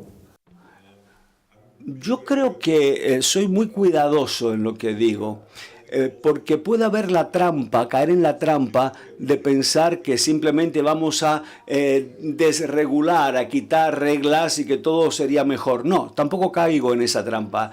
Tenemos que abrir nuevos espacios para una nueva dinámica, pero tenemos que acompañar esto con una inversión pública adecuada y con un apoyo adecuado. Una cosa sin la otra es ese viejo debate que ya hemos tenido en la economía y en la política durante las últimas décadas, y ambos extremos son soluciones subóptimas. La Comisión ha intentado enfatizar en muchas oportunidades en los años recientes el hecho que Europa tiene que tener estos enfoques. Por un lado, el enfoque de apoyo público, pero tiene que tener también más espacio, dejar espacio para que los nuevos puedan crecer. Gracias, creo que su pregunta es excelente. Si lo que necesitamos es un cambio de actitud o si es más dinero lo que necesitamos. Yo diría que nuestra receta sería que lo que habría que hacer es vincular ese dinero que de hecho vamos a gastar y muy específicamente vincularlo a los cambios estructurales que necesitamos para la sociedad. Es evidente que el presupuesto de la Unión Europea es pequeño comparado con el Producto Interno Bruto, pero estamos hablando de un 1% distribuido en forma desigual. Hay países que reciben del nuevo presupuesto un % importante en términos financieros. Y si se puede utilizar esa cantidad de dinero y el dinero en general como una palanca para reformas estructurales, para que las empresas puedan invertir en el desarrollo regional, esto apoya lo otro y de esa forma sacamos el mayor efecto. No estoy seguro de que ahora tengamos una idea clara de que uno apoya a lo demás. Creo que se dice el sector público hace lo que puede y el privado por su lado lo que puede, y no hay, digamos, una certeza de que cuando invertimos más con fondos públicos, entonces tenemos el efecto palanca que queremos ver en términos de cambios estructurales, cambios en la sociedad y lo que hacen las empresas. Y entonces se puede hacer con reglas, se puede hacer con impuestos, se puede hacer también con esta conciencia, ese cambio de actitud, saber dónde estamos. En cierta medida en Europa, nos decíamos, bueno, pues ya no tenemos dinero, decía el Ministerio de Finanzas a las empresas, háganlo usted. Y las empresas decían, no podemos, estamos en el límite. No, hay que trabajar juntos, sector público y privado en conjunto, si no, no hay éxito. Pero presupuestos pueden cambiar rápidamente la velocidad en la que las actitudes pueden cambiarse. Solo tenemos que ver, digamos, el efecto que tienen los programas marco de la Unión Europea también en el ámbito científico español. Al fin y al cabo, se han hecho muchos esfuerzos para estar luego también al nivel de otros centros de investigación a nivel europeo. Un proceso que es largo, pero ya se puede ver, los números han cambiado, cambiando, digamos, del sexto programa marco al séptimo programa marco. Hay un esfuerzo considerable del mundo académico español para participar en proyectos europeos. Sí, y participando en los proyectos europeos, considerando y recibiendo ese dinero europeo, cambia automáticamente también la actitud.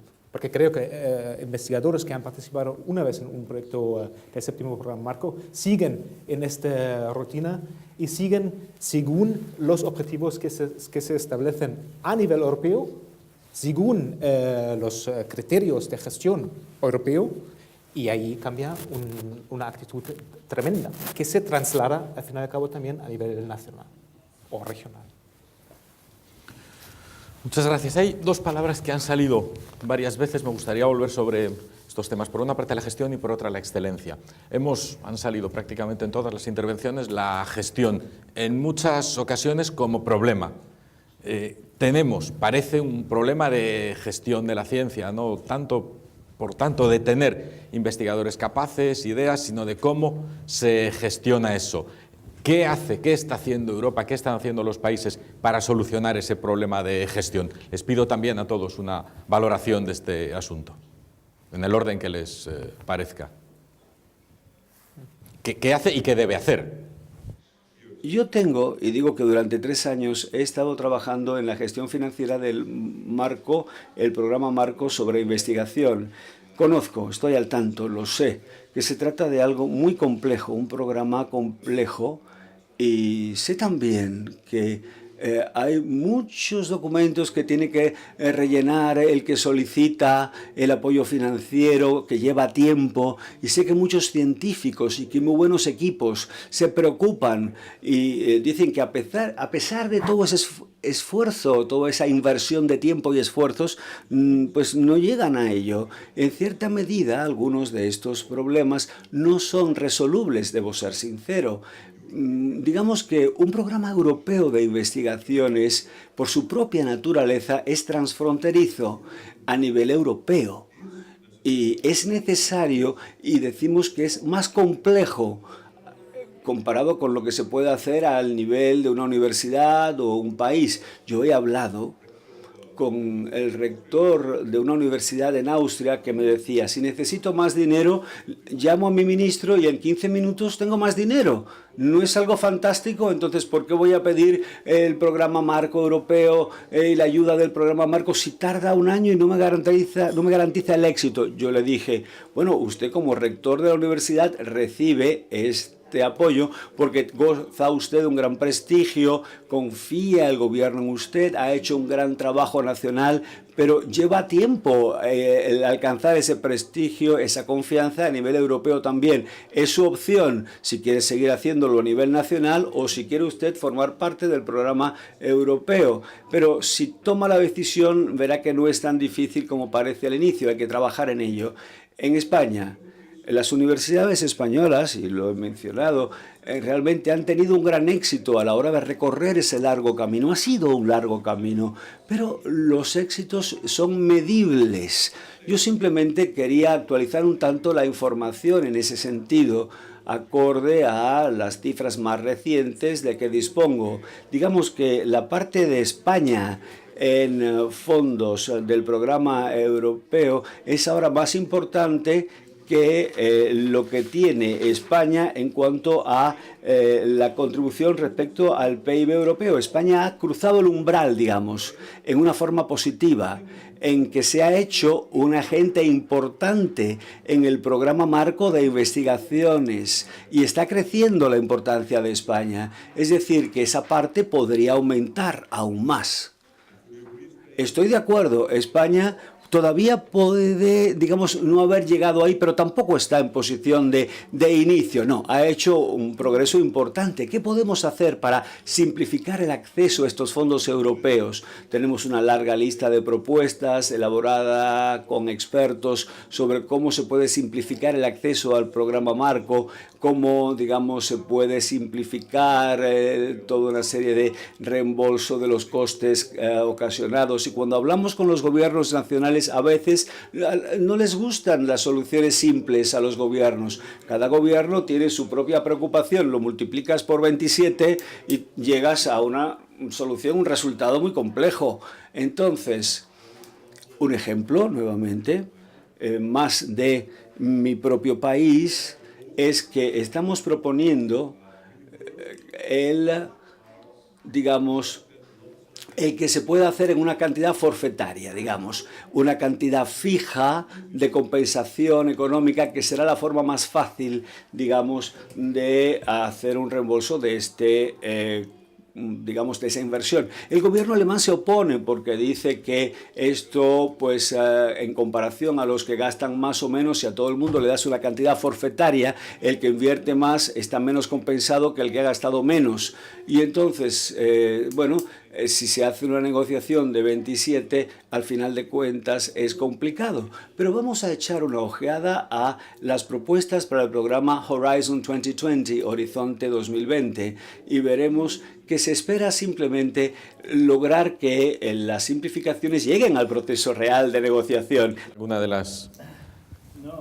Vamos a ver, yo estoy de acuerdo, España está haciendo un enorme esfuerzo para competir en el programa marco y yo creo que es todavía más enorme si tenemos en cuenta que dentro de nuestros propios programas, nacionales, tenemos una parte importante de esos programas dedicados a investigación y desarrollo. Y lógicamente lo que hablábamos antes, ante la complicación que suponen los programas transnacionales, pues muchos investigadores lógicamente se dedican prefieren participar, prefieren financiarse a través de nuestros programas nacionales.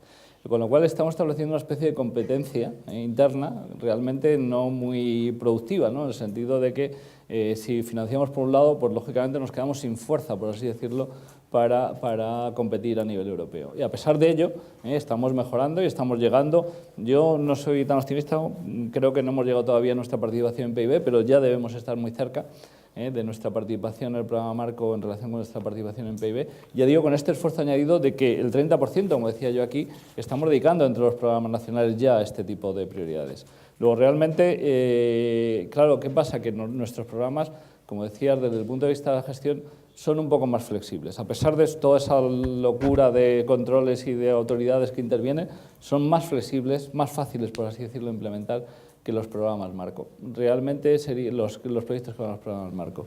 Sería interesante, si es posible, como ya digo, flexibilizar todos los instrumentos, porque de esa manera podríamos tener más posibilidades, no solamente de financiar a nivel nacional, sino de participar en los programas transnacionales.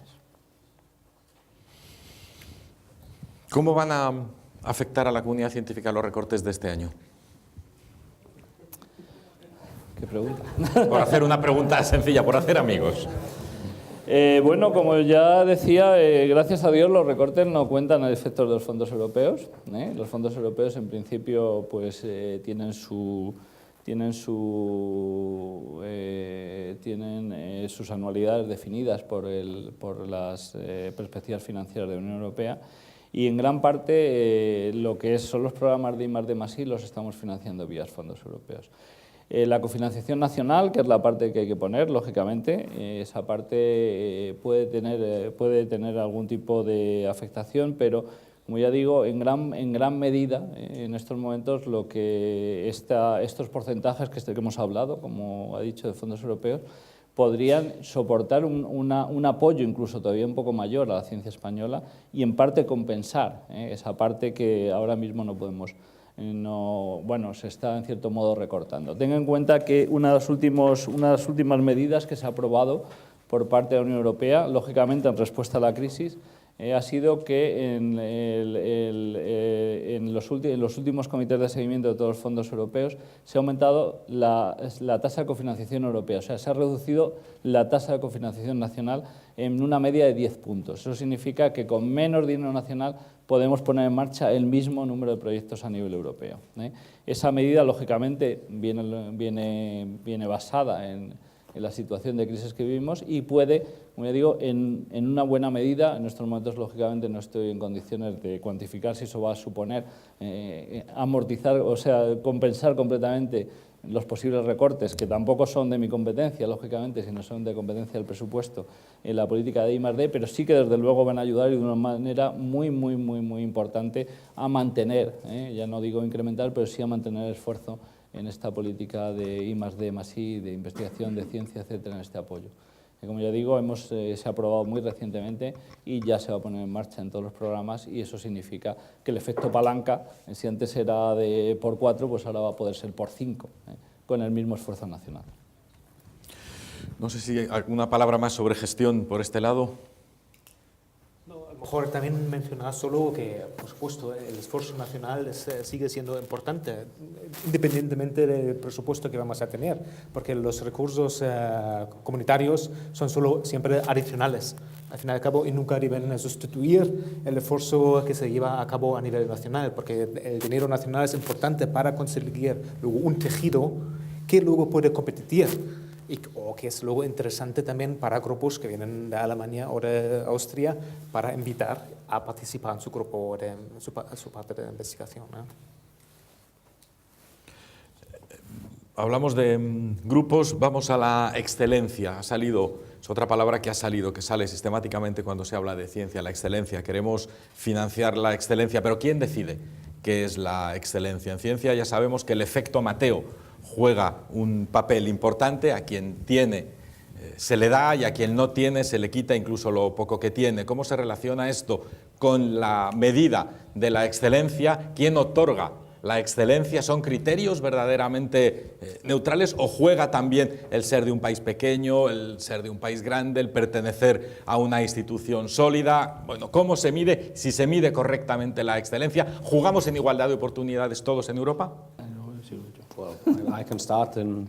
puedo empezar y nuestro amigo podría añadir algunos elementos a la complejidad de este problema. Yo creo que la estructura que nosotros tenemos, bueno, pues el dinero destinado a investigación, tenemos una estructura adecuada, porque la Comisión basa sus decisiones en las decisiones tomadas por investigadores que están institucionalizando los programas y día tras día dan la información necesaria y reciben la información necesaria por parte de los expertos. Y entonces surge el problema que tenemos aquí en cuanto a la recomendación dada a la Comisión.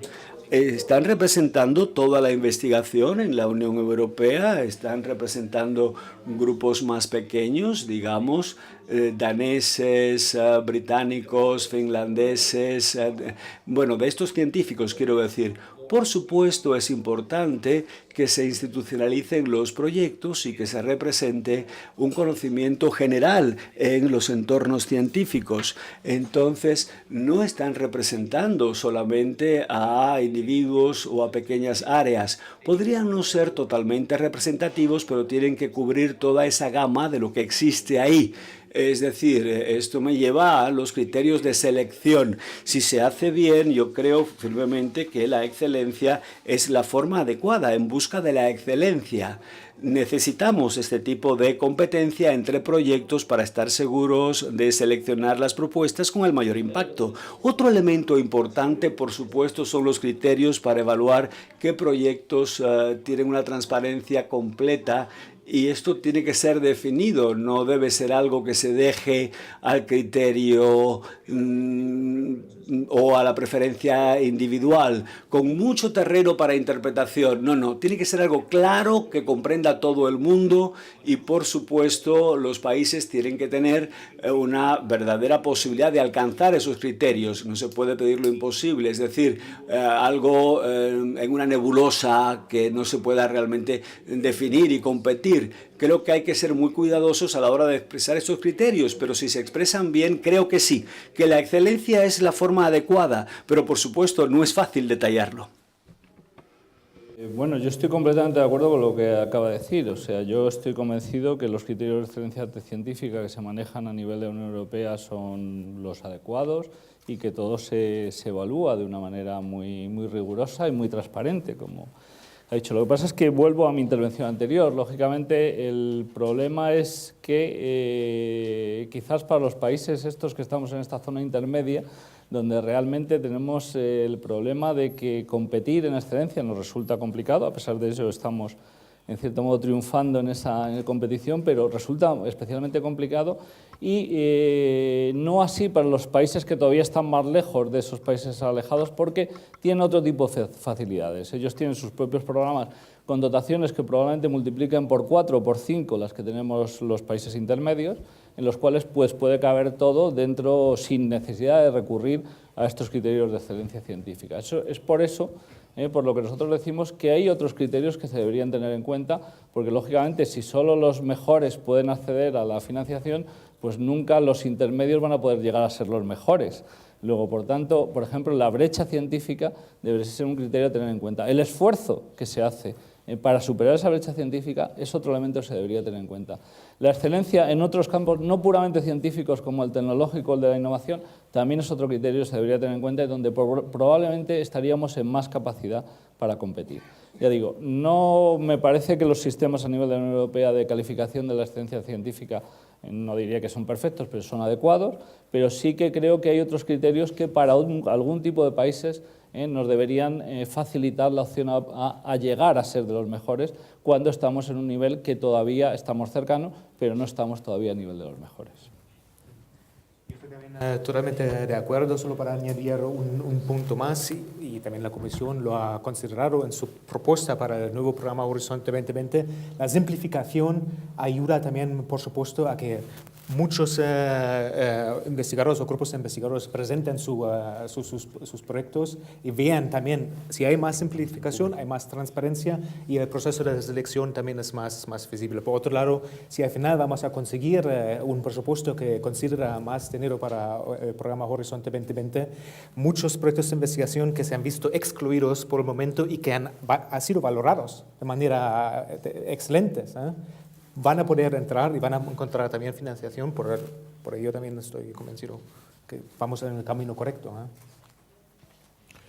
No sé si entre el público hay alguna pregunta. No pido intervenciones, sino preguntas. Y si hay alguien que quiera hacer una pregunta o mientras se la piensan, a mí me gustaría arrimar un momentín el ascua a mi sardina del periodismo y de la divulgación de la ciencia. ¿Cómo ven ustedes? ¿Se hace suficiente esfuerzo por parte de Europa para conseguir una aceptación de la ciencia, de los científicos, que estos presupuestos sean aceptados adecuadamente? En el programa Marco se incluye ya una necesidad de una parte de la inversión, tiene que ser inversión dedicada a la divulgación de la ciencia. ¿Qué opinan de esta cuestión de la divulgación? ¿Es necesaria, es superflua?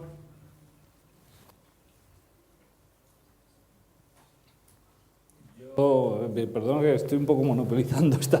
Yo creo que el tema de la divulgación es básico, pero en este país además yo creo que nos hace falta una enorme pedagogía, por así decirlo, en todos los aspectos. Este es quizás uno más, ¿eh? A mí hay veces que me da un poco, en los temas que conozco, que gracias a Dios son poquitos, los temas que conozco cuando los veo reflejados a nivel de divulgación, a nivel de la prensa, casi diría que no los reconozco muchas veces. Entonces creo que es importantísima la divulgación en este terreno, que probablemente es más complicado, que los temas que yo conozco probablemente son mucho más básicos y más fáciles, y a pesar de eso hay muchas veces que no los reconozco cuando se dirigen a la gente. Pues creo que el esfuerzo que tenemos que hacer aquí es enorme. En España, yo creo que en todo el mundo, ¿no? pero en España especialmente. Ya digo que yo aquí de verdad que pondría todo mi énfasis en que realmente temas que son relativamente complicados de entender se divulguen, se haga un esfuerzo en la divulgación, un esfuerzo casi diría pedagógico, para que la gente entienda perfectamente de lo que estamos hablando y qué es lo que nos estamos jugando. ¿Debe estar recogido en los presupuestos ese esfuerzo también? En los presupuestos generales del Estado... En los presupuestos de ciencia. Es decir, yo pienso que sí. Como está en el programa Marco. Yo pienso que sí, ¿por qué no? Que es un tema que se le debe dar la importancia que tiene. Un apartado de cada proyecto del séptimo programa Marco tiene un apartado de divulgación y sin este apartado no se va a recibir financiación. Es más, que todas las publicaciones que se generan en estos proyectos de investigación deben estar publicadas y en acceso abierto, para que todos los ciudadanos o interesados puedan recibir esa información. Por otro lado, la Comisión financia las noches de investigadores y debates. Realmente está muy interesado ella misma, la Comisión, en divulgar sus esfuerzos y los resultados que consigue a través de sus esfuerzos entre los ciudadanos. Valorar también el esfuerzo investigador el esfuerzo divulgador de los investigadores dentro del programa Marco, o como en España, donde no se tiene en cuenta el esfuerzo investigador y más bien no es algo bueno, sino un desdoro. Yo creo que son dos líneas, la excelencia en la investigación y el esfuerzo en, se dice, el knowledge transfer, transferencia de conocimiento, digamos, a través de personas en la política, en la economía, que pueden estar interesados en los resultados y también entre los ciudadanos de pie.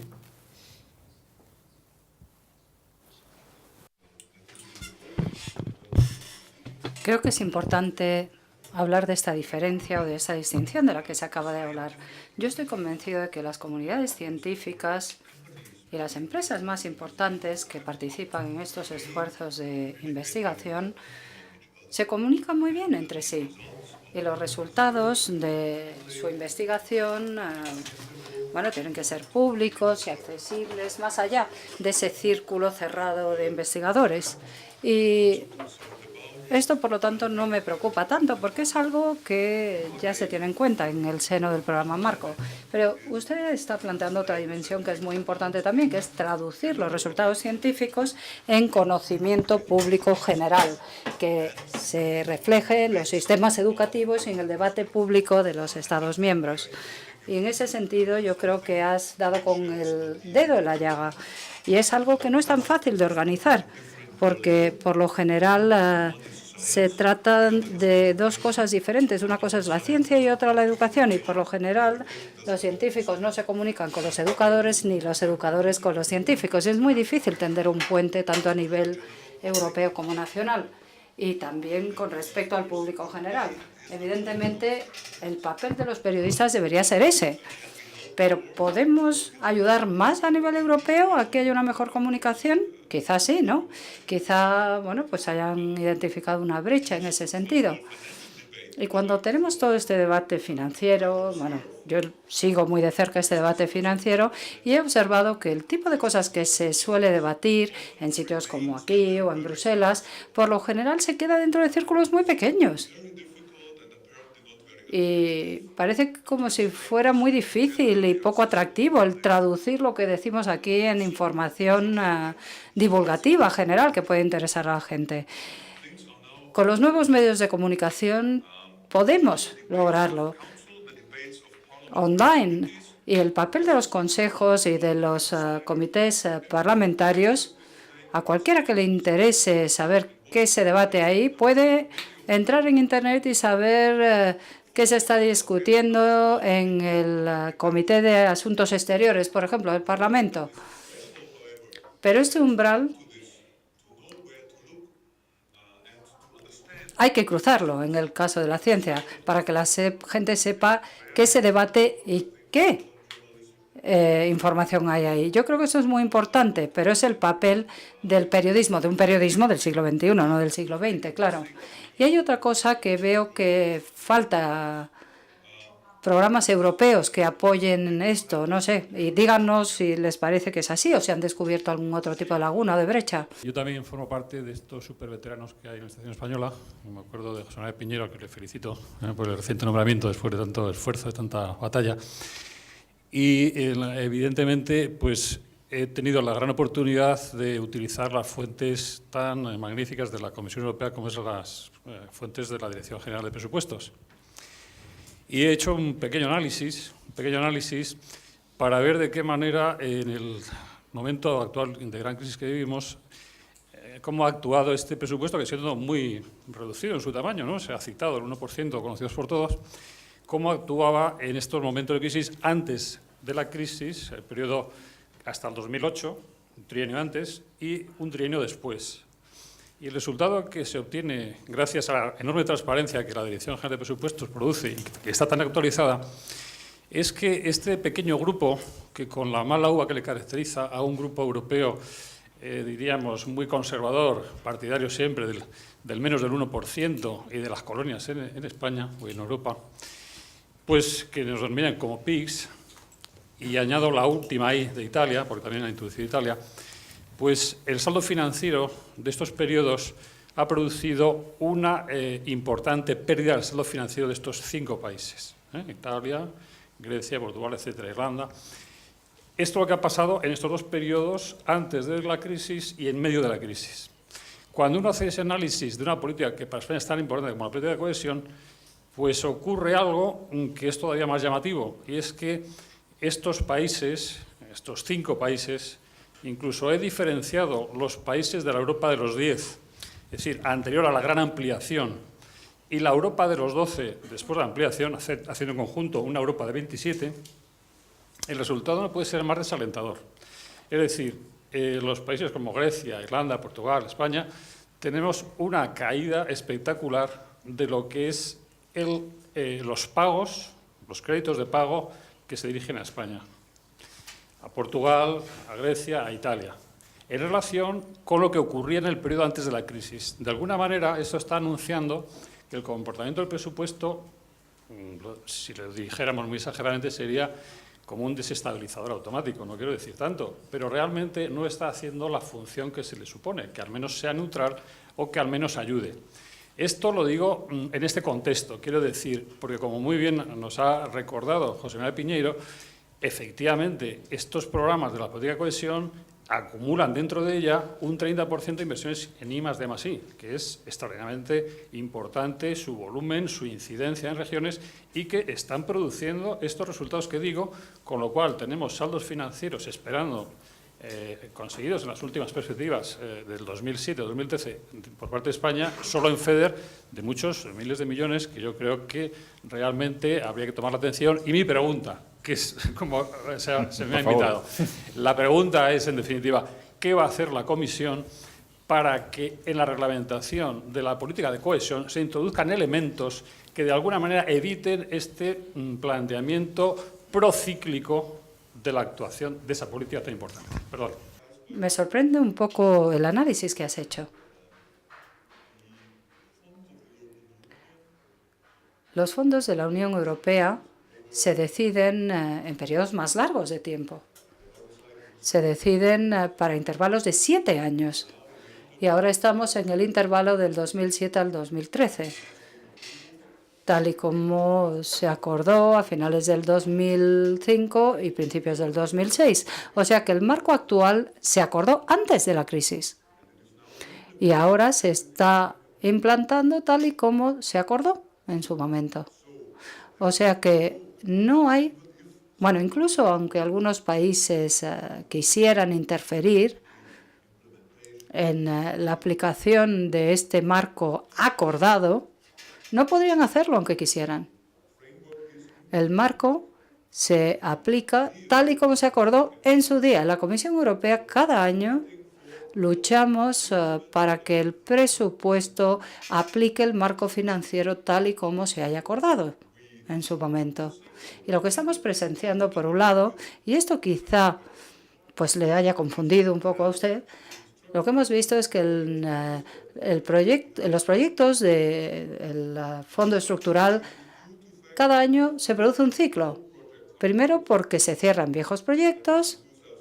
En el año 2007-2008 los viejos proyectos concluyeron y el director general ya lo comentó, y entonces entran los nuevos proyectos. Y claro, por supuesto que hay altibajos y ciclos, pero actualmente estamos observando que se están produciendo avances muy importantes en la aplicación del actual programa marco en todos los Estados miembros, y eso incluye a España, creo. No tengo entendido que España haya perdido pagos europeos en los últimos años. Acepto ese fenómeno cíclico, eso sí, de que termina el periodo anterior, comienza el nuevo y puede haber algunos altibajos por ese motivo, pero la información que yo tengo ahora es que los fondos estructurales en la Unión Europea se están acelerando rápidamente y, de hecho, ahora los estados están recibiendo más fondos que en el pasado. Eso, este carácter cíclico puede que le haya, no sé, confundido. O sea que el marco de la Unión Europea es un marco de 7 años y, por lo tanto, no se reacciona a corto plazo a crisis que puedan surgir. Lo que sí tenemos que tener en cuenta, sin embargo, y quizá este sería un segundo aspecto que plantea usted en su pregunta, es que ahora que se están acelerando los pagos y que hemos alcanzado un nivel récord de pagos en la Unión Europea, algunos Estados miembros están planteando alguna oposición a estos aumentos de pagos que hemos solicitado para los años 2012 y 2013. Y hay una lucha presupuestaria muy dura, que la presidencia danesa conoce muy bien, una lucha para ver qué pasa en el año 2013. Pero nosotros, como Comisión, hemos hecho propuestas presupuestarias con aumentos de un 6%, lo cual yo creo que es un aumento importante, teniendo en cuenta la época en que vivimos. Yo soy optimista en que al final lograremos pagar y cumplir los compromisos. Así que no comparto su análisis.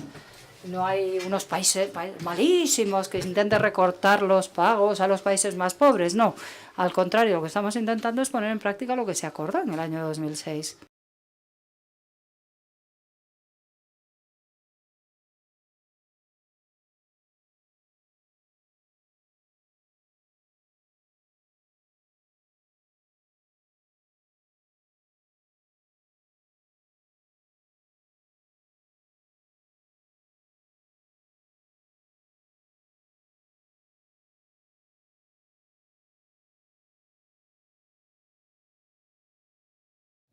Lógicamente, eso me vuelve también a llevar a mi discurso anterior, la necesidad de una flexibilidad.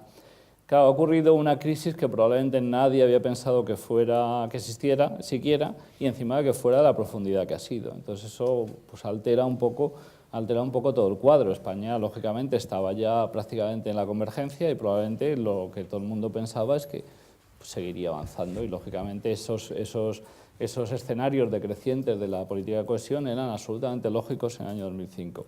Hoy día, ¿qué ha ocurrido? Pues que probablemente ya no son nada lógicos y que probablemente deberían haber cambiado y haber pegado un repunte precisamente para tener una especie de poder anticrisis, pero eso es imposible, como en unas perspectivas que se deciden en el año N y que se van a aplicar del N+2 al N+9, pues es muy difícil. Por eso quizás una de nuestras líneas negociadoras en estos momentos, de cara al nuevo marco, es que se tengan en cuenta los últimos datos. Tengan en cuenta que ahora estamos trabajando con los datos del periodo 2007-2010. Y probablemente para España será importante que se tengan en cuenta también los datos del 2011 e incluso del 2012, que no van a estar preparados para el momento en que se acabe la negociación. Por tanto, sería importante que se tengan en cuenta los datos últimos y que haya una cierta flexibilidad para, si realmente los datos cambian, poder adaptar en cierta medida el presupuesto comunitario en el futuro. Esa es una de nuestras líneas de negociación basada precisamente en lo que nos acabas de contar. Muchas gracias, hemos sobrepasado el tiempo, sin duda se quedan muchas cosas en el tintero, solo a mí se me ocurren decenas de preguntas para cada uno de ustedes, pero vamos a hacer ahora una pausa. Muchas gracias a Stefan Lehner, José María Piñero, a Peder Lunkins y a Mario Kölling por su participación en esta jornada. Vamos a hacer una pausa para tomar un café, pero les esperamos a todos ustedes a las 12:15 en la segunda mesa redonda de hoy. Muchas gracias.